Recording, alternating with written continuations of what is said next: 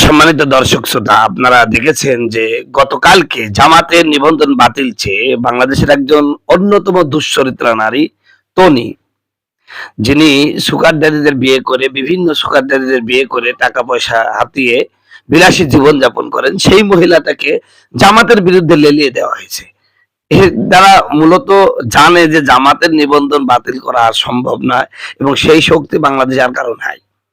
তারপরেও তনির মতন একজন দুশ্চরিত্রা নারীকে জামাতের বিরুদ্ধে লেলিয়ে দিয়েছে। এর মূল কারণ কি জানেন?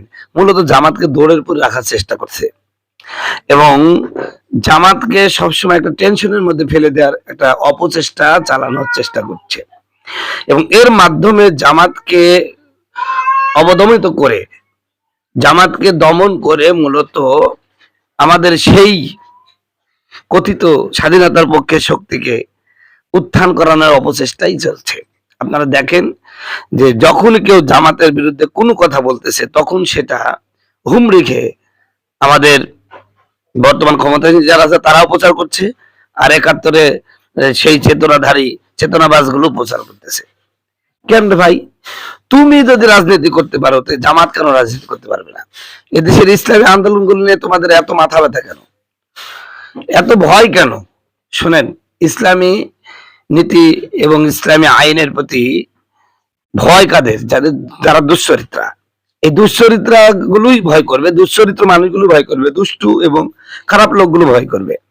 অতএব সমাজে যদি ইসলাম কায়েম হওয়ার কারণে এই সমস্ত খারাপ লোক ভয়ে হয়ে ভালো হয়ে যায় বা ভয়ে এরা যদি নিঃশেষ হয়ে যায়, তাহলে সমাজ ভালো হয়ে গেল।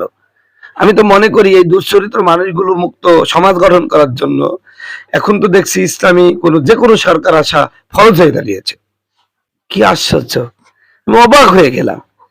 অন্যান্য কেউ সংবাদ সম্মেলন করতে গেলে পিটাই, কোন ইসলামপন্থী লোক সংবাদ সম্মেলন করতে পিটাই, অথচ এইরকম একটা দুশ্চরিত্রা নারী কেমনে কিভাবে এরকম জামাতের বিরুদ্ধে সাংবাদিক সম্মেলন করলো? আমি বলছি জামাত শিবিরের ভাইরা, আপনারা এত নরম হলে চলবে না। আজকে 21শে ফেব্রুয়ারি ভাষা দিবস উপলক্ষে শহীদ মিনারে ফুল দিতে গেছে, সেখানে এক কুলাঙ্গার সাংবাদিক প্রশ্ন করলো যে আপনারা যে আগে নাজায়েজ মনে করতেন এখনো মনে করতেন নাকি? অবশ্যই মনে করে। তোর মতন কুলাঙ্গারি প্রশ্ন করবি কেন? তুই মুসলমানের বাচ্চা না? কিন্তু সে রাষ্ট্রীয় প্রটোকল মানার জন্য, রাষ্ট্রীয় আইন মানার জন্য গেছে, কিন্তু ফুল দেওয়া কিয়ামত পর্যন্ত না জায়েজ, কিয়ামত পর্যন্ত না জায়েজ। শহীদ মিনারে কোনো প্রকার ফুল দেওয়া যাবে না, কারণ এর মাধ্যমে শিরকের সূচনা হবে। ইসলামের শিরক সম্পূর্ণ হারাম। অতএব আজও হারাম, কালও হারাম, পরশু হারাম, সারা জীবন হারাম থাকবে। যেই কুলাঙ্গারের বাচ্চা এই প্রশ্ন করেছে, ওই কুলাঙ্গার আমার মনে হয় যদিও মুসলমানের ঘরে জন্ম, কিন্তু সে তার মধ্যে মুসলমানের তো নাই। এই কারণেই সে এরকম প্রশ্ন করে জামাতের আমিরকে অপমান করার চেষ্টা করতে যাচ্ছে। আসলে একটা কথা আছে, চোরের মন পুলিশ পুলিশ। এদেশে ইসলামী আইন, ইসলামী আদালত কায়েম হোক, ইসলামী সংবিধান কায়েম হোক, ইসলামী সংসদ কায়েম হোক, এই ভয় কারা করে? যারা দুশ্চরিত্রবান, যাদের চরিত্রের মধ্যে সমস্যা, যারা চোর, দুর্নীতিবাজ, চাঁদাবাজ, এই লোকগুলোই ইসলামী আন্দোলনকে ভয় করে। যার কারণেই তারা বারবার ইসলামপন্থীদেরকে এইভাবে অপমান অপদস্থ করে অবনমিত করার চেষ্টা চালাচ্ছে। মনে রাখবেন, তোমাদের হিংসা হেরে যাবে, জিতে যাবে আমাদের ভালোবাসা।